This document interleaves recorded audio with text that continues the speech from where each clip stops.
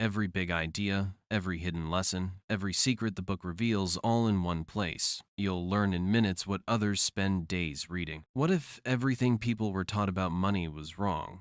What if the secret to wealth isn't about how hard one works, but how one thinks about money? For most of the world, the formula seems simple. Go to school, get good grades, find a secure job, and work until retirement. But what if that formula guarantees only one thing, that most people will work for money all their lives, instead of having money work for them? That's the question at the heart of Rich Dad, Poor Dad, the timeless guide that reshaped how millions understand wealth. The story begins with a boy who grew up with two fathers. One was his biological father, well educated, hardworking, and respected. He believed in stability and trusted that school was the key to success. The other was the father of his best friend, a businessman with no college degree but a completely different view of money. Both men were intelligent and successful in their own ways, yet their lives moved in opposite directions. One worked for money his entire life and left unpaid bills behind. The other built companies, investments, and wealth that lasted for generations. One father said, "The love of money is the root of all evil." The other said, "The lack of money is the root of all evil." That contrast became the foundation of every lesson that followed. The first lesson was simple: the rich don't work for money. Most people trade time for a paycheck, driven by fear. Fear of losing their job, fear of not paying their bills, fear of not having enough. They wake up, go to work, get paid, and repeat the cycle, a pattern known as the rat race. Rich people play a different game. They don't chase paychecks, they chase opportunities. They use money as a tool, a servant, not a master. When others say, "I can't afford it," the rich ask, "How can I afford it?" That small shift from statement to question activates creativity instead of fear. Money is an idea, and wealth begins in the mind long before it appears in a bank account. But having the right mindset isn't enough. To escape the rat race, one must understand the language of money, a language schools never teach. Schools teach people how to earn money, not how to manage it. The rich understand the difference between an asset and a liability. An asset puts money in your pocket. A liability takes money out.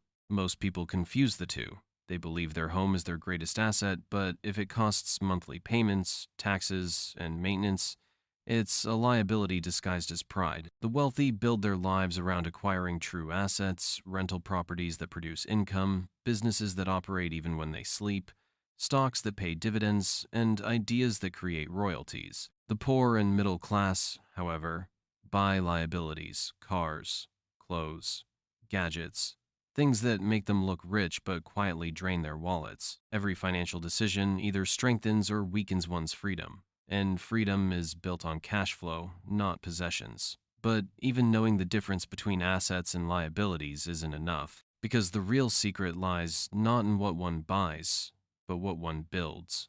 Mind your own business.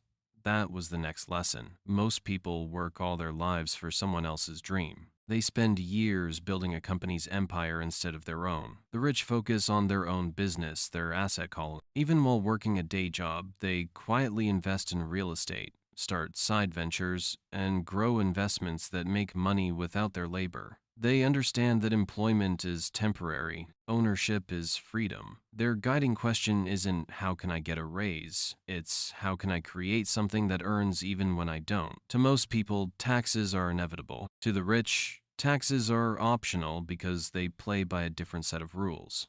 The average worker earns, gets taxed, and spends what's left. But corporations earn, spend, and are taxed only on what remains. That simple reversal makes all the difference. Rich people use corporations to pay for expenses, cars, trips, insurance, before taxes are applied.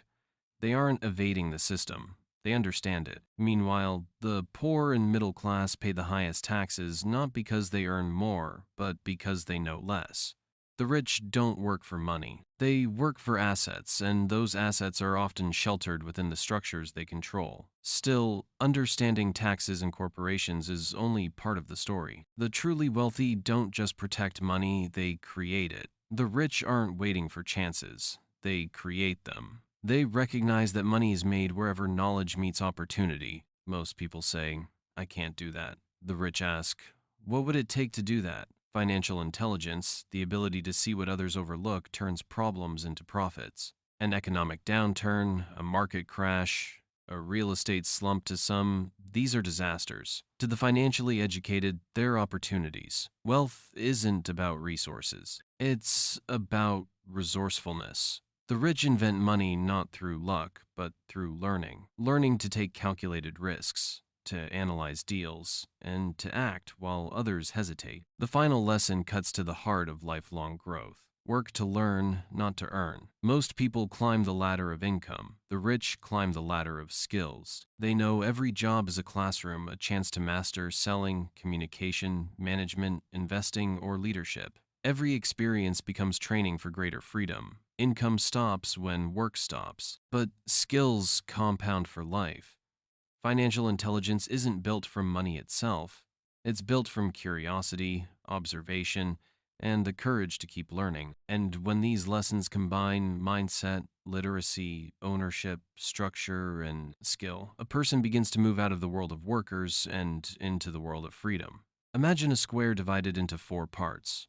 In the top left, the employee trades time for a paycheck. Next, the self-employed owns a job and often works harder than anyone else. On the right side are the business owner and the investor. These are the people who build systems and assets that generate money with or without them. The journey from the left side to the right side, from working for money to having money work for you, is the path to financial freedom. It's not about being born rich. It's about changing sides through education, discipline, and mindset.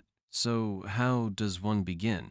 The path isn't glamorous. It starts small, with daily decisions that build momentum. The rich follow simple but powerful habits. They pay themselves first, setting aside money for investments before spending on expenses. They buy assets that produce cash flow instead of consuming it. They use debt intelligently, borrowing, not for comfort, but for creation.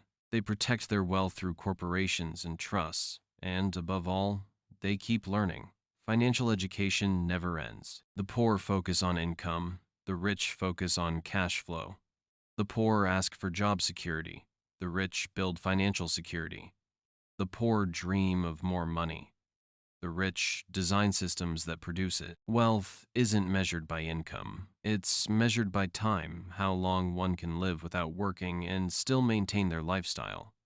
Every person has the same 24 hours in a day, but the rich spend those hours differently. While most people trade hours for dollars, the rich spend hours building assets that multiply on their behalf. And so the book ends where it began, not with a formula, but with a mindset. Rich Dad, Poor Dad is not about greed. It's about freedom. The freedom to choose, to create, and to live without fear, controlling every financial decision. It teaches that anyone, regardless of background, can begin today to shift from financial survival to financial independence simply by changing how they think. The poor say, "I can't afford it."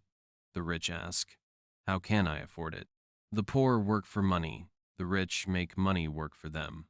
And that single difference of thought, not inheritance, separates a lifetime of labor from a life of freedom. True wealth begins not in a paycheck, but in the mind that dares to question it. If this summary sparks something new for you, make sure to subscribe. More life-changing books are coming in short, powerful audios like this one. Tell me in the comments what you enjoyed, what you'd improve, and which book you want me to cover next, so you can skip the hours of reading and still learn it all just by listening. Stay curious and keep getting smarter, one book at a time.